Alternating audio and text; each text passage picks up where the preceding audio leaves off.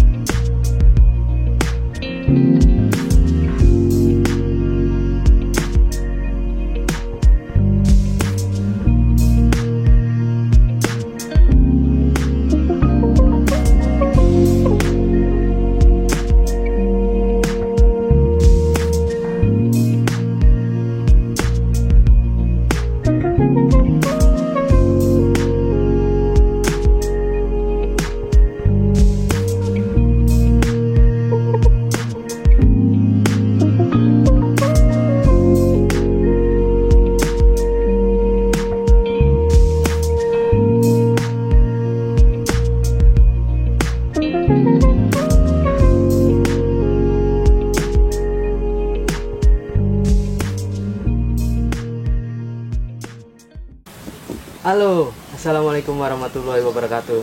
Hai Cai, apa kabar Cai? Kabar baik kan? Oke Cai. Oke Cai, hari ini gua ke tempatnya jenderal para pengangguran Indonesia Cai. Lebih banget gak sih jenderalnya para pengangguran? Kenapa gue bilang jenderalnya para pengangguran?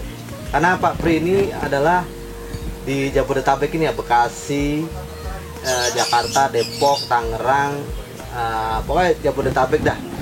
Satu-satunya anggota TNI yang punya hobi di bidang nanam pohon anggur Cai. Makanya gue bilang jenderalnya para pengangguran Cai. Oke Cai, hari ini gue nggak ngebahas tentang buah, nggak icipin buah dan sebagainya. Karena emang buahnya nggak ada. Walaupun ada juga sedikit sih, ada satu dompol itu juga masih hijau, CRV.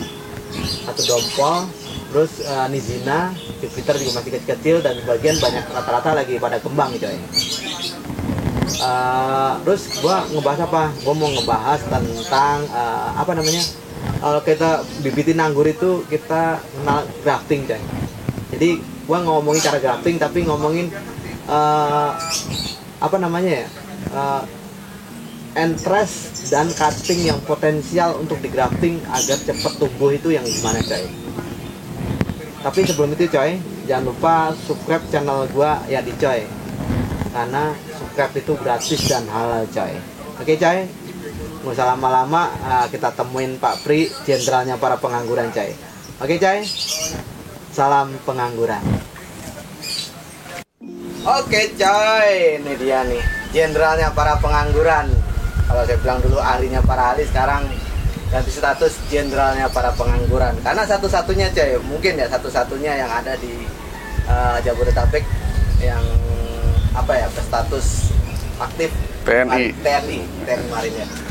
Oke coy, nggak usah lama-lama, kira-kira hari ini Memilih keting anggur yang bagus untuk rootstock sama mata tunas yang bagus. Kita ke bawah.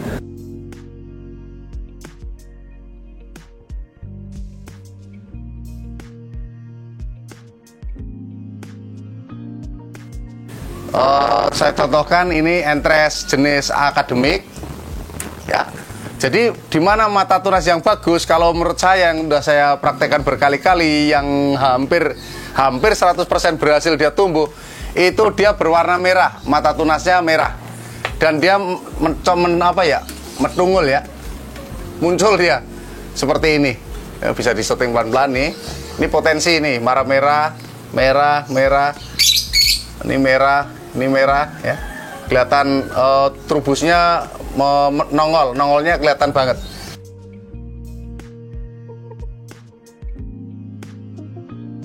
Ngetres potensial ya, Pak. Iya betul, kalau tidak nongol atau udah coklat biasanya kemungkinannya kecil. Berhasil juga, keberhasilannya 50% nggak nyampe. Seperti itu. Nah ini ada, ini kita buangin dulu. Nah ini entres potensi. Ini potensi ya. Potensi untuk kalau di grafting dia tumbuh. Tuh, seperti itu.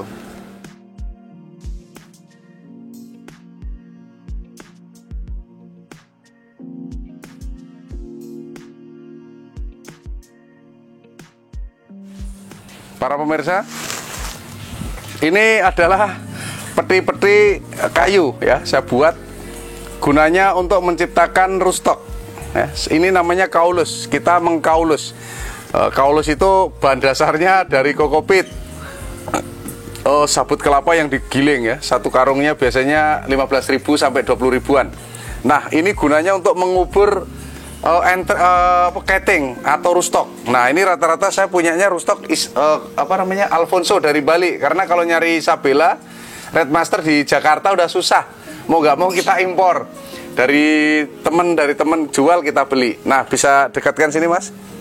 Nah ini adalah jenis rootstock Isabella. Nah ini udah keluar kaulus para pemirsa. Ini berkaulus. Ini udah 1 minggu. Ini bisa sampai 2 bulan, sampai gondrong keluar akarnya. Nah, gitu. Kalau lewat dari itu biasanya dia kering. Kalau kering udah nggak bisa dipakai, ini masih basah. Artinya kambiumnya masih bagus, kulitnya masih bagus ya. Nah, itu seperti itu. Ini banyak banget jumlahnya ribuan. Sengaja saya menciptakan ribuan karena ke depan habis lebaran insya Allah banyak orang nyari bibit. Ini saya ciptakan bibit banyak banget. Bisa WA saya langsung, pesan bibit 087 888 700 600 Pak Suprianto. Kalau ingin melihat YouTube saya, setelah melihat YouTube Mas Yadi bisa sambangi YouTube saya di Kebun Anggur Impor Jakarta. Ya, Kebun Anggur Impor Jakarta. Jangan lupa subscribe juga. Oke, kita jalan-jalan melihat di sini hasilnya, Mas. Ya. Kalau batang bawah sempurna, artinya bagus, batang atasnya bagus, dia akan berhasil. Ya, berhasil seperti ini.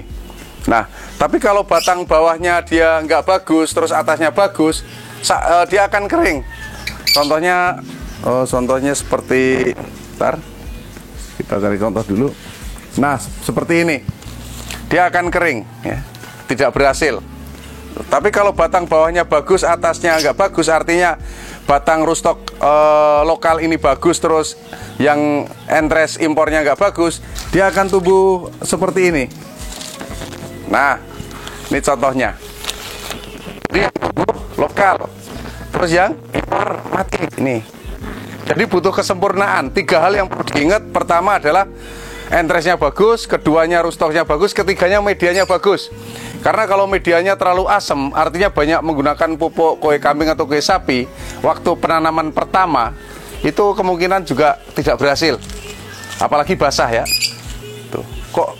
Kok begitu Pak? Ya, kecuali kalau kita ini udah memindahkan, ya udah berakar, baru bagus. Mama nih udah jadi seperti ini, terus kita pindah ke media yang udah fermentasi. Ada kue kambing, ada molase, bakteri M4, terus ada Yakult dan lain sebagainya. Ada jamur jagaba, nggak masalah. Tapi kalau yang masih seperti ini bermasalah, pemirsa. Ya, kalau kita baru nanam seperti ini, kita baru nanam nih ya. Terus media tanamnya ini banyak mengandung berbagai macam nutrisi, kita seperti biar nanti tubuhnya langsung gemuk gitu kan, keinginannya begitu, malah mati ya. Media tanam kalau kebanyakan nutrisi pas penanaman pertama dia belum keluar akar, begitu akar keluar asam terlalu tinggi, pH-nya rendah, mati bibitnya seperti itu. Nah, berbagai macam jenis contoh yang bagus. Nah, ini bagus juga, kita bisa lihat. Nah, ini jenis trans. Ini umur 1 bulan. 1 bulan, kaulus 2 minggu, ini umur 2 mingguan. Kita tempel, biasanya kita menggrafting 1 atau 2 minggu dia baru kelihatan. Kalau udah 3 minggu nggak kelihatan, biasanya gagal. Kalau gagal jangan menyerah, grafting lagi, dan grafting lagi. Jangan kalah sama tetangga sebelah. Oke Pak Pri, Iya. Saya mau nanya. Boleh. Apa namanya, tadi kan untuk dikasih pupuk kimia ataupun pupuk yang lain, kayak semacam pohe dan sebagainya, dan para kroni-kroninya pupuk itu, Iya.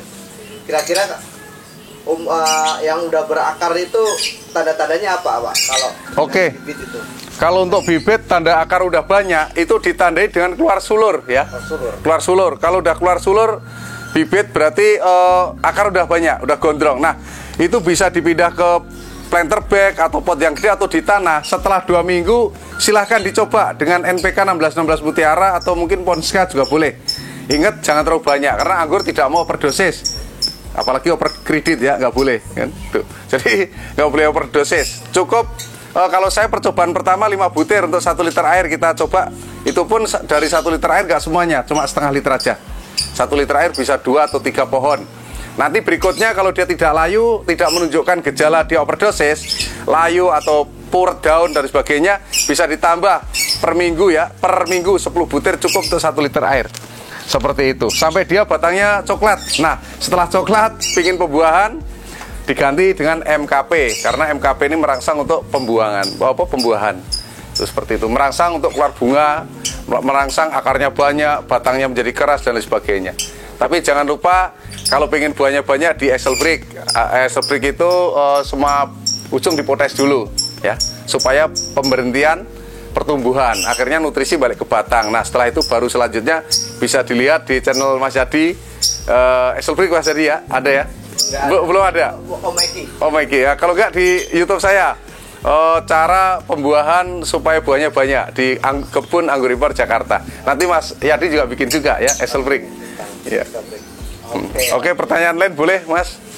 Jangan sulit-sulit. Nah, ini puasa masalahnya. Oke. Kali ini saya mau nanya tentang ini Pak. Kan ini pohon anggur udah usianya udah yang di atas itu udah ya, setahun lebih gitu ya, tahunan itu. Nah, banyak yang nanya Pak, kira-kira apakah akan di peremajaan media tanam? Oh enggak. Kira-kira media tanam itu perlu peremajaan nggak? Kalau di saya selama ini belum melakukan peremajaan karena gini, anggur itu akarnya serabut, akar serabut umur tidak panjang, artinya dia cepat mati. Nah, ketika akar itu mati, dia akan otomatis menjadi pupuk dengan sendirinya. Begitu akar mati akan tumbuh generasi baru gitu, seperti itu. Karena anggur akarnya tidak tunggang ya, maksudnya akarnya dia cukup kecil-kecil gitu, serabut. Jadi kalau menurut saya mungkin bisa bertahan lama, bisa 5 tahun baru ganti media. Nah, ganti media caranya tidak frontal, semua diangkut enggak. Cukup separuh-separuh bisa, mungkin digali separuh, diganti separuh ganti. Tapi kalau Anda tidak ingin ganti media dengan cara saya seperti ini, para pemirsa bisa disyuting di sini Mas Yadi. Nah, dengan air jamur jakaba. Ini jamur jakaba. Nah, ini tak buat dari air kelapa bekas. Biasanya minta sama tukang-tukang kelapa. Kita masukkan sini sama molase, bakteri E4 sama jakaba. Ternyata hidup, nggak hanya hidup di dalam air beras. Biasanya bikin jakaba dengan menggunakan air beras. Ternyata tidak juga. Ini air kelapa, molase, bakteri E4 dan Yakult. Tak campur jamur jakabanya gemuk. Dan ini sangat bagus untuk menyiram anggur ya. Semua tanaman. All item tanaman, nggak hanya anggur. Cuma saya sarankan kalau anggur dosisnya kecil. Kalau dosisnya kebesaran dikit, daunnya puret. Pertumbuhannya jadi nggak lancar. Kalau dosisnya pas, pertumbuhannya bagus. Bisa dilihat contoh di sini, nanti Mas Adi bisa syuting daun-daun yang pertumbuhannya vigor banget. Sehari bisa 10-20 cm. Oke, untuk pemakaian jakaba sendiri Pak, banyak nanyain. Yeah. Tadi bilang Bapak jangan sampai overdosis. Iya. Takaran untuk untuk bibit itu berapa kira-kira, bibit umur 3 bulan atau Iya, oke. Atau yang udah umur dewasa lah siap pembuahan, itu takarannya berapa kira-kira Pak? Kalau saya menggunakan takaran 1 gelas aqua dibanding dengan 20 gelas air atau 30 gelas air ya. Jangan sampai disiram hanya 1 gelas disiram semuanya. Besoknya langsung mati. Kalau enggak dia puret daunnya. overdosis ya, terlalu panas seperti itu. Ya, soalnya ada beberapa dari teman-teman kalau penggunaan apa namanya VOC atau pupuk apa namanya Organik, itu ya. Nggak overdosis, ternyata Overdosis. Overdosis. Kalau saya nggak percaya dibuktikan. Air Jakaba tidak dicampur dengan air, langsung disiram ke anggur. Insya Allah mati anggurnya. Apalagi anggur baru ini ya, baru sebulan 2 bulan. Anggur yang udah tua aja biasanya dia puret daun. Ciri-ciri overdosis, batang langsung belok. Kalau nggak daunnya puret atau kalau parah layu. Seperti itu, Mas. Oke, jadi untuk peremajaan media tanam sendiri sebenarnya selama ini belum melakukan, Pak ya? Belum, saya belum melakukan peremajaan ini, peremajaan media tanam. Karena saya anggap anggur tuh akarnya sangat banyak dan dia serabut cepat mati, umurnya nggak panjang. Terus muncul lagi regenerasi akar begitu. Artinya dia bisa makan dengan dirinya sendiri, itu seperti itu. Oke Pak Pri, terima kasih bincang-bincang singkatnya sore ini sambil ngabuburit enaknya ngapain ini ya. Iya. Bisa syuting-syuting, Mas. Nah, ini Coacella nih. Oke. Ya, ini Coacella anggur hijau nih. Tinggal sisa-sisa ya. Oh, Coacella itu Iya. yang sugar 12 itu, Pak ya? Iya, betul. Ya, pokoknya Amerika ya? seger manis dia. Bijinya satu. Ini kalau nggak salah kemarin saya di tempatnya Om Yato ada banget ini. Iya, betul. Oke, siap. Eh. Terima kasih Pak Pri. Iya. Semoga makin sukses. Oke. Jangan, Kalau teman-teman jangan lupa subscribe channelnya Pak Pri ya, Anggur Impor Jakarta. bukan, Mas, Bukan. kebun anggur impor ada kebunnya ya. Ada. Iya. Kebun Anggur Impor Jakarta. Oke, Ya, siap. itu lengkap. Di situ semuanya ada lengkap dan otomatis murah. Siap. Murah untuk dilihat. Oke. Makasih, Pak. Iya, sama-sama, Mas.